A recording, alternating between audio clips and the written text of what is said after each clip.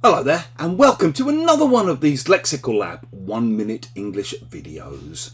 If you like this video, make sure you subscribe to our YouTube channel and check out our website www.lexicallab.com to find out more about our online courses.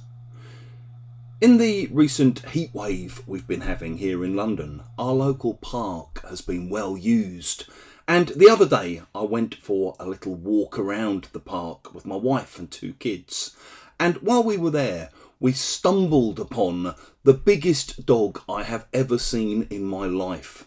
I'm no expert on dog breeds, so I couldn't tell you what it was, but it was enormous. I mean, it was almost as big as the person trying to hold on to it as they were walking. As my son observed, it was big enough for a small child to be able to ride it. My wife then looked at it and said, "God, imagine how much you'd have to feed it though. It'd eat you out of house and home."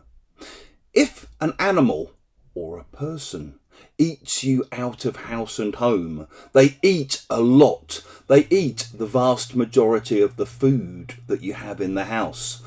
It's often something people say when you ask them about their kids. So I might be chatting on the phone to an old friend of mine who has a couple of teenage kids. I might say, "Hey, how are the kids getting on? Are they doing all right?" Yeah, they're fine. You know, the oldest one's 17 now. He's got an appetite like a horse. He's busy trying to eat us out of house and home. It may also be a guest that you have staying, possibly a guest who's overstayed their welcome, who's busy eating you out of house and home, eating all of your food, meaning that you have to keep spending more and more and more to get more food in. I've also heard it used about woodworm, for example, these little tiny kind of insects that get inside the wood in your house and literally kind of destroy your house if you have old wooden floorboards by eating.